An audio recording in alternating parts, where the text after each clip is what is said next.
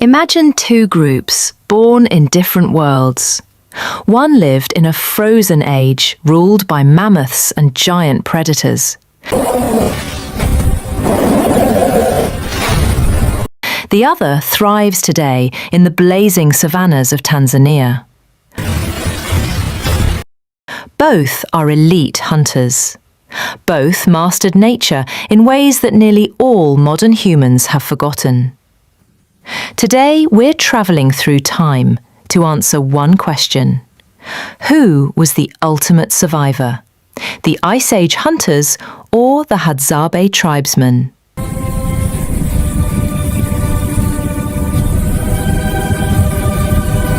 "12,000 years ago, the Earth was colder, harsher, and far deadlier than anything we can imagine today. Glaciers sprawled across continents like sleeping giants. Every step carried danger. The Ice Age hunters did not hunt deers, they hunted monsters. Woolly mammoths towered over them like walking fortresses. Cave lions stalked the same prey they did, and sometimes stalked them. Saber-toothed cats waited in the shadows with fangs longer than a man's hand. They wore animal skins. They shaped stone tools with patience and precision, and every hunt was a gamble. One mistake meant freezing, starving, or being devoured. This hunter's life demanded endurance beyond imagination, strength to drag meat across frozen plains, wisdom to read the wind, and courage to face beasts that could crush them with a single strike. Thousands of miles away, and thousands of years into the future, the Hadzabes of Tanzania woke up in a very different world. A world of burning sunlight, dense bushland, and predators that rely on stealth and speed. These are one of the last true hunter-gatherers on Earth. They move like shadows. They know every bird call, every track, every shift in the wind. Where Ice Age hunters fought cold and giants, the Hadzabe battle heat and invisibility. Lions, hyenas, cheetahs, all sharing the same hunting grounds. One mistake here doesn't freeze you, it gets you eaten. The Hadzabe carry small bows carved by hand. But the deadly part is the poison on their arrows. A toxin so strong it can bring down an antelope in minutes. Their greatest weapon? Not strength, not size, but knowledge. Deep, intimate knowledge of the land. They read footprints like reading a book. They track wounded animals for hours without stopping.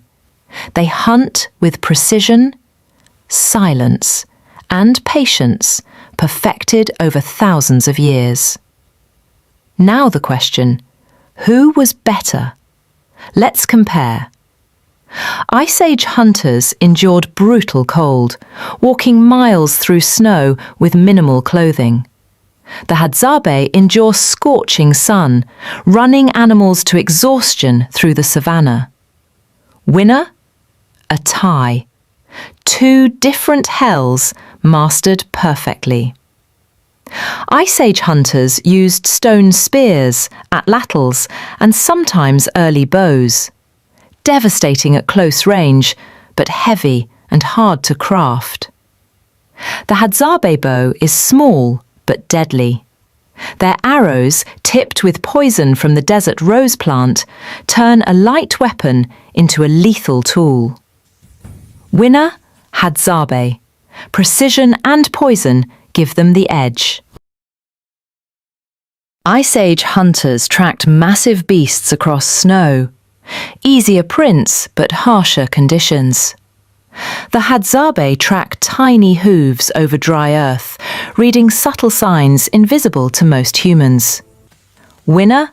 Hadzabe. World-class master trackers. Ice Age hunters worked in coordinated groups to bring down giants. Communication and tactics were essential.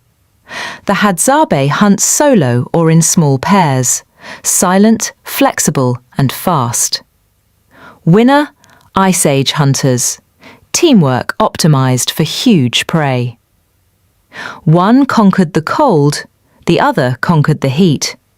Both were perfectly engineered by their environment. Winner, impossible to choose. Both are masterpieces of human adaptation. Now let's imagine the impossible. Put an Ice Age hunter in Africa. He steps into 40 degrees Celsius heat. His fur clothing becomes a death trap. Predators here don't roar warnings, they stalk silently. Within hours, he'd be dehydrated. Within a day, he'd be vulnerable. He might adapt over time, but the savannah would break him before he learns its secrets. Now imagine the Hadzabe walking into freezing winds of the Ice Age. Their light clothing is useless. Their small bow loses power in the cold. Tracking is harder in storm conditions. And the monsters? A mammoth won't fall to a small poison arrow, not fast enough. He would freeze long before he gets the chance to master the Ice Age. So, who was the better hunter? The answer is simple: neither. Each was the perfect product of his world, one shaped by ice and giants, the other shaped by heat and stealth. Humans did not survive history because one group was superior. We survived because we adapted, we learned, we transformed the impossible into the ordinary. The Ice Age hunter and the Hadzabe tribesman share something powerful, a reminder of what humans once were and what we still can be. If you enjoy a story like this, subscribe to the channel for the next episode.